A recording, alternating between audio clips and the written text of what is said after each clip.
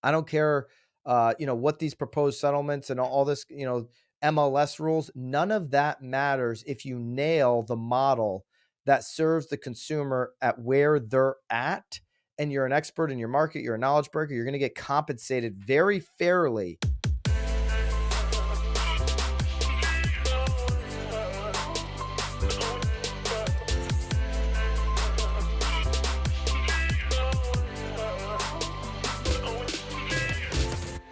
This is Byron Lazine and Nicole White, and you are tuned into episode 320 of The Real Word. Word is up. And we're going to be bringing up, Nicole, this news kind of broke a week ago, but we were finishing up. Actually, I think it broke just shortly after last week's Real Word podcast anyway, if I'm not mistaken. Today's what, the 28th of May? I think it broke on the 21st, so I think it broke same day as we recorded last week's Real Word. We were finishing off our trilogy of the Zillow touring agreement. If you want really everything there is to know about how agents feel about that agreement and our thoughts and kind of, working our way all the way through that. Hopefully that added some value. Go check out the last 3 episodes, literally, from different angles. Obviously, we didn't beat the same dead horse, but we went through and kind of had a discussion from the comments to our reactions, and that was the last 3 pods. But anyways, last week, there was some news on the NAR settlement front, and for the first time, DOJ comments. Okay, so let's start here. And this is a nowbam.com article. NAR seeks rehearing on DOJ investigation rules. So there's really 2 parts to this, kind of on the same day last week. Okay, so NAR filed a petition late Monday, May 22nd, to request a rehearing of the 3-judge panel decision allowing the DOJ to resume its investigations into NAR policies and practices. And then in another case, an attorney for the DOJ made a statement, which we'll get to. And that's really where I think we want to have our discussion, is what DOJ has now publicly said for the first time in quite some time. So, all right. So NAR filed this petition, U.S. Court of Appeals, District Court of Columbia Circuit, rather. The goal of the petition is a rehearing of the court's 3-judge panel decision. Remember, this was a decision that was 2-1. One of the judges said, nope, DOJ made a settlement and they can't go back on it. The other 2 were like, yeah, they can kind of go back on it. So from the NAR petition, the divided panel's decision in this significant government contract interpretation case goes where no court has gone before. Directly conflicts with with this court and the Supreme Court, and will reshape the landscape for all who find themselves on the other side of the bargaining table with the government. It was very historic that the government would back out. Now, remember, Nicole, when the DOJ made the settlement with NAR, that was with the former president. This is how long back this goes, right? Right. It was with the former presidential administration. Then shortly after President Biden was elected, DOJ was now, we're going to relook at this thing, essentially backing out of a settlement. The settlement had some of the stuff that you're seeing in the NAR settlement. Okay. So NAR sends this letter to NAR agreeing to close its investigations after agreeing to a settlement. That was in November of 22. I'm sorry. I think that was November of 20. I think the dates. I think the date is wrong on there. The date is wrong on there. That was November of 20. Maybe Haley, send that to Vanessa for an edit there on that. July 21, new president in office, DOJ withdrew the settlement, arguing that the settlement terms put undue restrictions on regulators. September 21, NAR filed a petition. January 2023, ruled in favor of NAR, reasserting the earlier settlement terms. March 2023, DOJ appealed. And then the 3-judge panel, 2-1, favor of the DOJ, allowing it to continue its investigations into NAR. Okay, got it. NAR is still trying to dispute that. Okay, that's where we're at. Now, coming up to last week, DOJ has been quiet. DOJ has been quiet on the NAR proposed settlement, which is supposed to take place practice is supposed to take place August 17th. Probably won't be finalized, I guess, until November, but the judge has said, hey, yeah, we're going to move forward with this essentially so far. So DOJ weighed in on this settlement agreement in the Sitzer-Burnett case. This was during the Nozelek hearing. Nozelek is a different case, commission lawsuit that's happening. It's known as MLS PIN. It's happening up in Massachusetts. Jessica Leal, attorney for the DOJ, noted that the DOJ sees the settlement as an improvement, Nicole. Okay, so big settlement, hundreds of millions of dollars flying around NAR and brokerages, 250 million to from Berkshire Hathaway. Big money flying around here. And DOJ sees it as a improvement. It's like, Nicole, if you were, in golf, you might get a coach, you might get some lessons. In golf? Yeah. I'm playing golf. In golf, people get lessons. They try, okay, I got a Okay. handicap of a 15. I'm trying to get down to maybe an 11. That might be a goal for someone. Was that your goal? That's It not sounds like my handicap's already lower than a 15, so that wouldn't be my that goal. sounds very, very specific. But I'm using Okay. that as an example. Maybe somebody's had a 13 and trying to get single digit, maybe a 9. Okay, it's a big move for anybody that understands golf handicaps. So maybe you get an 8-pack of lessons, and then maybe you've got your handicap might move over a season, like a summer season of golf, which many are entering into now. It might move 1. You might go down from 15 to 14 or 13 to 12. And your goal was really 9 or 10. So you're far away from the goal. Far, yeah. But that would be an improvement, right? Correct. You're carving off 1 point a stroke off of the handicap. An improvement, but not the finale, not where we're trying to end up. Right. That's how I read improvement. Long way to define improvement. But so the DOJ Jessica Leal attorney says that it may push for stricter rules beyond what's in the agreement. In her statement, Leal said, offers, quote unquote, offers of compensation should not be made anywhere, but certainly not on the MLS.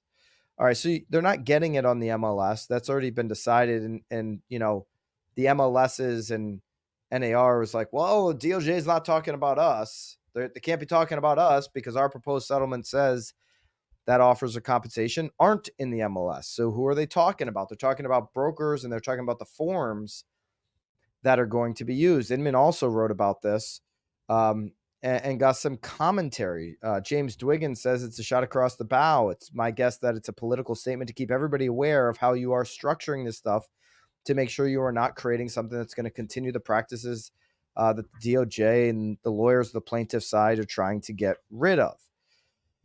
The plaintiff's attorney, Seth Klein, declined comment. This is in the other case there. Ideally, their statement, they say they want to prohibit the seller from offering compensation at all. This is according to now Riz Media. I think from the statement, their ultimate position on what they would think the world should look like. And this plaintiff's attorney doesn't necessarily disagree. If you can't make offers of compensation at all, Nicole, does that restrict the seller's ability to maximize all the ways they can potentially sell their house? Does this restrict or open up more opportunities for a seller? Opportunities? Meaning, an argument might be, well, this is like, if you get rid of this, then the old way of compensation is gone Completely. and whatever. Does that reduce options for sellers that may want to take Well, that obviously, option? because that would be an option, right? But Is offering out I guess compensation. what they would argue is this opens up all the other options to be more transparent, to be more readily available. So from a consumer's perspective, because I want to think about this from the consumer. Okay. I know Okay. So, the yeah, attorneys are in yeah. it for the money. DOJ's been on a mandate this entire administration to just kind of break stuff. Right. Obviously there's a lot of money involved in breaking this up for the attorneys. DOJ kind of Right. puts a feather in their cap of, some mandates that they've had from this administration. And, but what about the consumers? Do the consumers win or lose here? Yeah, well, I mean, again, it's essentially we're doing the same exact thing, but now just the other way, right? I guess not exactly, but by us putting it on the MLS, it's the same as not putting it on the MLS. So it's if that does that make Well, it's sense? not going on the MLS, but so that's not gonna I happen. hear you, But but it is now. So right now it is on there. So that is an option. It's always been an option that if they, obviously we were always negotiable of what you want to offer out, but now you're being restricted to not allow it. So what if a seller does want to offer out compensation? But to answer your original question, obviously removing the commission talk completely. Yeah, I mean, I guess agents and sellers are going to be forced to have deeper deeper conversations about being creative on ways that they but again, if you're not able to compensate, like you I mean, because then you're saying you can't even do credits? Is that sort of is like I right? can't imagine it would touch it. No, this is not credits. This is just offers of compensation. Actual So, compensation. yeah. So, I mean, I guess, yeah, I mean, it would definitely make the conversation between an agent and a seller I don't know that I would wanna use the word transparent because now we're assuming that agents aren't being transparent in what their options are, but yeah, I mean, I guess then you'd have to be a little bit more creative with it, but I do think that it's not fair to be restrictive. If the seller still wants to offer out compensation, they should be able to. And if they Um, wanna offer it out through their for their listing broker, should they be able to do that? of course, I mean, it's their money, Yeah. right? Yeah, it's ultimately it's their money, it's their I think it should be their just I would agree, obviously. I mean, again, remember I mean, back in 2012, people were offering out cars, you know? I And mean, you could do it all you they're want. gonna be offering more, concessions or credits or what have you now. If you look at, builders across the country, I just talked about this on the hot sheet this morning. You look at builders across the country, they're at for new homes, they're at 9.1 months of inventory. NAR reports that existing home sales are at 3.5 months of inventory. That's up from about 3 a year earlier. Right now, today, Nicole, after Memorial Day weekend, we have 160,000 more active listings on existing homes than we did this time last year. 160,000 more across the country. Inventory is going up. When you get an inventory rising market, you do get time on market to persist a little bit longer. When you have time on market, especially when you've been conditioned for the last 2 or 3 months that homes sell with a snap of a finger, now we've got to recondition the market. The market has to recondition sellers' mindsets. Oh man, I've seen the neighbor's house on the market for 2 months and now it's under contract. Interesting. Homes can be on the market for 40 days, 50 days, 60 days before they go on. But I say all that to say that, when you have these shifts and these dynamics in the market, you may have a seller that's like, hey, I want compensation to be offered through you. I want compensation to be offered readily available. I want to increase compensation. Maybe in a market, I might want to have less of a compensation offer. There should be all this optionality dependent and personalization dependent on the market and what's going on and what those dynamics would suggest for a given seller. This, if DOJ got their way, would certainly restrict the ability for a seller to have that optionality to be able to go ahead and make those offers. They don't want offers of compensation anywhere. It doesn't really make a lot of sense. If a seller wants to open up to every part of the market, they may decide to do that. Sellers Right. obviously have the right to sell it a number of different ways. They can post it on MLS themselves. They could post it on Zillow as a for sale by owner. They could go or negotiate flat fee. They can, if we're gonna have full transparency, full negotiation, why would we restrict certain Right. opportunities? Right now, NAR's position is, hey, you're welching on a settlement we already had that is similar to the proposed settlement with the plaintiffs. Why don't we go back and go to that? I don't think that's going to be time well spent by NAR. By the way, is getting the DOJ to say, okay, you're right. Especially when they have that 2-to-1 panel. Maybe you can get the judge to overturn it. Doesn't seem like that's going to be the case. So, I'd rather see NAR figure out with the DOJ maybe how to get, we've got this proposed settlement. Maybe we can not just consider it an improvement, but consider it how we move forward. That improvement word should be concerning, but it's not concerning, Nicole, if you're an agent of what I would call change. Agents of change are going to have their way with the future. If we just look back, And Stefan Swanepoel said this at the T360 Summit earlier this year. He said, you take 60s and 70s time frame, um, roughly maybe mid 60s, mid 70s, or late 70s. That was the era of franchises when franchises came into the industry. You take 80s to 90s, that's like Wall Street money coming in and kind of, you had some of these companies go public, that kind of thing, into the 90s. The 2000s, 2010s, these are just rough numbers. Yep. Um, you had tech really come in, software and technology. MLSs got online by the late 90s, early 2000s, whatever it was. Right. Zillow's been around now 20 plus years. So this is that was kind of that era. This last 10 years has been like the era of a lot of different new models. Um, like call it the model of how the Redfin agent is or the EXP agent, a lot of these new models. Real's the fastest growing broker to the country. They're a new model, right? Right. Um, so all these different new models, that's kind of been the era here of the last 10 years. Now we're getting into a new era. And I would say that it's going to be wrapped tightly around consumer.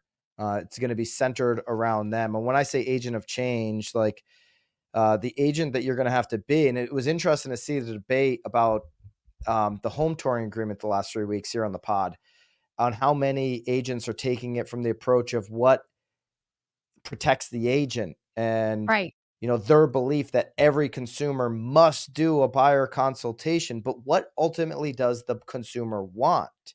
How can I meet them there? How can I personalize the consumer experience?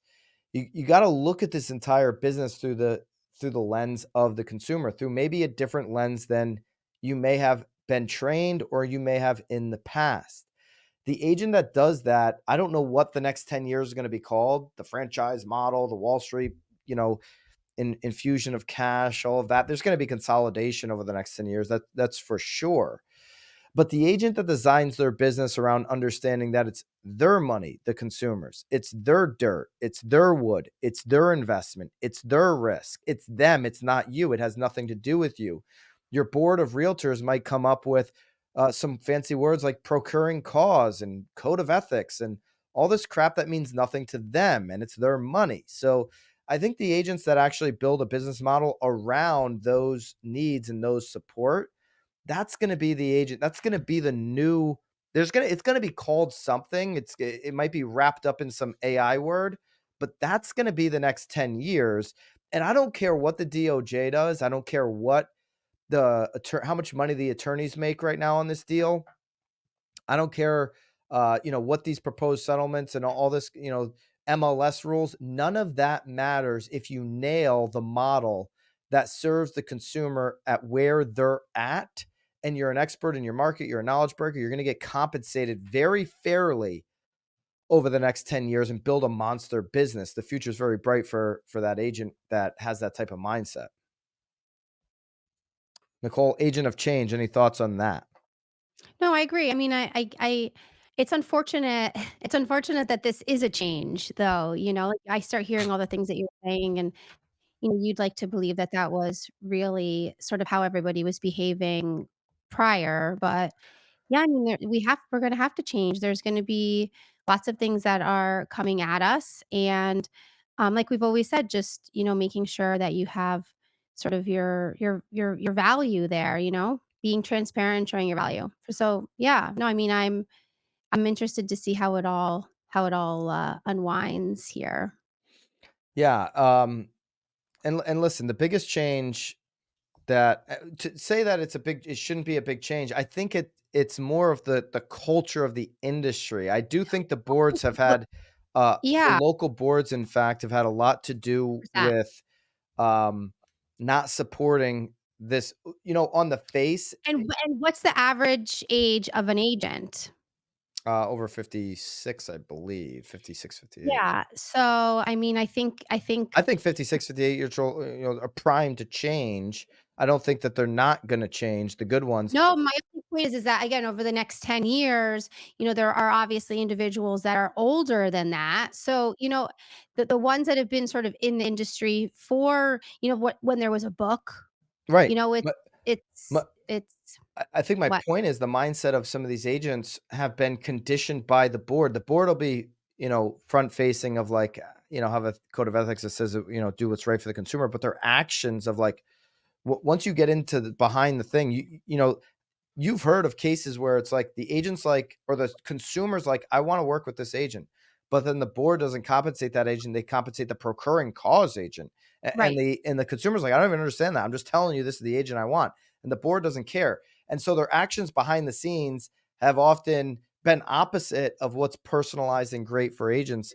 And I think if you've got a model that supports that, no matter what the local board or some of these other situations that might impact those decisions come up with, you're going to be fine. To be that agent of change, you can join us in Vegas for BAM Mania. This is where all the agents of change are meeting, not at the roulette tables, Nicole, not at the craps, but at Circa Las Vegas, October 18th. We have an all-day VIP session on October 17th. So the day before, and tickets are now finally public, Nicole. You can hit the link down below Oh, in the description here to make sure that you reserve your spot. We haven't even announced the majority of the speakers. We have been able to announce that Sharon Srivatsa, president of Real, is going to be there. Myself, obviously the broke agent, Tom Toole, Lisa Chinati, Marie Lee, and Notorious ROB, friend of the pod. He's going to be there, Nicole. love it. Circa Las Love Vegas is R&B. just an absolutely sick venue, brand new, exceptional cocktail hour reception the day before for registration. We don't just, sometimes you register for a conference, you're standing in line to get a badge. Not here. You Right. get a drink. You get a drink. You get your registration. You get it all. Your kind of event, Nicole. Well, maybe I'll be there handing out drinks. Yeah, Nicole. You should be there. You're Nicole will be there. Oh, BAM Mania, lowest price possible right now. Get in on early bird pricing. If you're a BAM X member, you get 25% off of that lowest price. So you get a discount, a personalized discount code to get 25% off of that. If you are a BAM X it's member, like a bit take of advantage. savings right there, it sounds like, huh? Yeah. Use code Yeah. RealWord to become a BAM X member right now. Nicole, wrapping into this agent of change, I just want to ask you one. We had a post on BAM Instagram that received a lot of comments. Okay. Okay. And here was the question. What is the biggest mistake you made early in your real estate career that you will never make again? It says like 1,200 comments. I'd love for you to answer this one because obviously we're going to learn from our past. We're going to learn from this year of 2024 for sure. 2024, I'd say be the hardest year for Hmm. agents. A lot of agents would say that, even the agents have been in this What were business some a of long time. people's what were some of people's responses? Like, what were they? They must be all over the board. I mean, somebody says not setting boundaries. That's kind of a generic one. Oh, I'm looking for a specific situation. huh. Somebody else, I didn't set the expectations on how I deserve to be treated early on. So that's kind of boundaries, expectations. Those ones received a lot of likes. So Rebecca, BMX member, said, I may tell you things you don't want to hear. She sets 4 points now. She has an expectation slide when she's talking. I may tell you things you don't want to hear. There's no yelling. You'll need to make a decision quickly. Once you sign a contract, it's binding. So letting them know up front, hey, here's a contract. I'm going to present you a contract. Once you sign it, it's binding. Like letting them know ahead of time. I actually like that. Okay. Hey, I'm not going to let you out of this contract. Okay. It'll be binding. Um, Somebody says working for a new construction developer was one of their biggest mistakes. Okay. Um, Taking buyers to see 15 plus homes without an approval in hand. So somebody went on 15 tours Hmm. without actually getting the approval in place. We had Okay. that big debate. Do you see one or two homes I potentially know. without getting an approval? This one Right. went 15 homes. Okay. Not prospecting enough. So I'm, Yeah. but if you got a specific story, I'd love to hear it. Agents looking to stand out from the crowd, Reminder Media is a resource you have to check out. You get your own branded print and digital magazines, email newsletters, and social media content. Reminder Media delivers these resources to your contacts on autopilot, keeping you top of mind with your database. All you need to do is focus on your follow-up calls and watch referrals and repeat business come in. I just started using this service and I'm already seeing results from this after only a few weeks. Use the link below to try out Reminder Media. No, I guess I don't. I do I actually remember a specific time in my career. I was sitting, on floor time. I was sitting there at the table. Um, but I would always do again, I told you my business was always run off of open houses, and I would cover open houses for agents. Um, but for probably like the first I would say almost like year or so, I really thought my job was being there was to sell the house. So I kind of was like dressing like I wouldn't necessarily dress like which it made me feel really uncomfortable, but then I was trying to like sell the house. But anyway, I remember then sitting at floor time talking to an agent. She's still in the business. She's a great agent in town here, and I admired her tremendously, and I was just telling her about how unsuccessful I have been at open houses and blah, blah, blah, and I don't even really remember what it was that she had said, but she spent probably almost 20 to 30 minutes talking with me about what the actual importance of an open house was, about obviously getting to know the buyer and maybe you don't really wanna work with them either, but, like, connecting being sure that you were connecting with them, like, as your authentic self, not who you weren't, because a lot of consumers obviously could see through if you weren't being your authentic self. So anyway, I just that moment was sort of pivotal in my business where I spent less time trying to sell a house at an open house and spending a lot more time trying to connect with consumers, and that 100% like pivoted my entire business. Yeah. And I still try because I mean I could say like, oh, I should have been but I'm not prospecting anymore now than I was back then. So like that's a farce. Or setting expectations. There's some people that, yeah, like they know the expectation, but there's others that like I just know need their hands held a little bit more. So I can't say that that has like if I changed, it's none of those Well, things. This was a legitimate change in like mindset and making sure that I was being truly authentic to who I was, because again, the consumer could certainly see through it. And I think that that's carried me pretty well throughout my career. yeah, well, I mean, what you're talking about too, the really good scripts or talk tracks or frameworks of how to talk to a new client, new customer, has to do with asking enough questions to really. You're talking about connect with them Correct. personally, but Instead of but like, it's "Oh, it's really switching to the master," and like, you like, "Make sure you sign in," and like and I was just like, that was all that I would that's all that was that's all table stakes and things you should be doing as a right, professional. But what right, you're really saying, what I'm hearing when you say connect personally is like really digging a couple layers deep to understand what their actual needs are. Okay, because right, a lot very unless you're somebody who's going to come in there and change the interior design of a house and you're into that, which is some buyers certainly are. You selling the house, meaning really selling the house features, is going to speak to that audience, but not the audience that just has a need. A lot of buyers right. just need to have a house in a certain area, want to feel like it's a safe investment, and want to solve a particular problem that they're going through, more space, Yeah.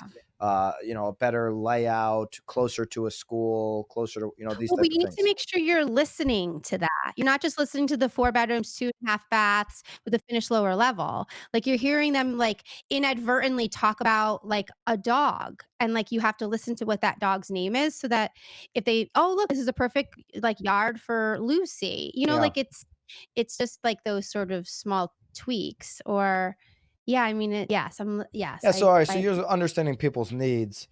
One of the comments here was that they left out a washer dryer in the contract. I actually did that once, and these are things you learn along the way. The things that cost you money, as an agent, are things you never forget. I had a two family that I had listed. This is not my biggest mistake. This was really a no. nothing burger, but I had two family listed, and I had washer dryer included. Well, what one of the units the washer dryer was included, in the other unit, um, there was no washer and dryer. You could see that when you went through. One unit was empty, Yeah, clean. The other unit had a tenant and had a washer dryer. So come closing day, they try to pull a fast one. This buyer was like, it doesn't say that it's just included in one unit. And so my expectation is both. I'm like, why didn't you bring that up before? I wasn't representing the buyer, I was representing the seller. Why wasn't this brought up before? Well, they were kind of like trying to wait to game the system. And so right. I said, okay, I'll get you a washer and dryer. I called up a friend of mine who owns an appliance store. They sell beautiful brand new appliances. Shout out to Keith's in Connecticut. But they also have a department where Dent and sale. a Like a dented dent. sale, and they take Yeah. they take on people's, when you got to remove it, when they're bringing a brand new beautiful product in, you got to remove the old product. I said, I want the crappiest. She's like, oh no, Byron, I can get you a really good one. No. I legitimately want the crappiest, because all I have to do is get a washer and dryer in here, because this buyer agent's trying to stick it to me right now. And per the MLS, I only got to get them a washer and dryer. So I'm going to do that. I'm going to adhere to that.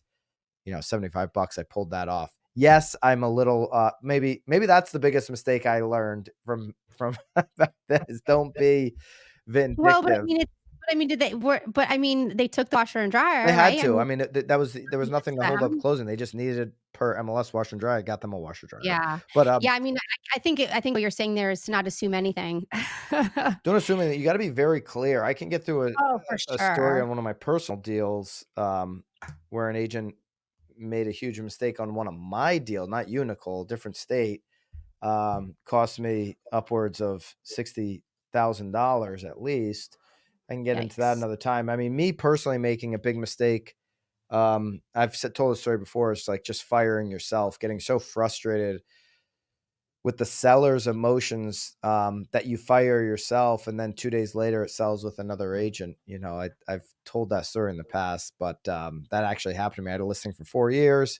I basically fired myself. 2 days later, a brewery It's sold comes to and a buys. real And I brewery. just Yeah. saw my sister and her husband go and visit the brewery. There?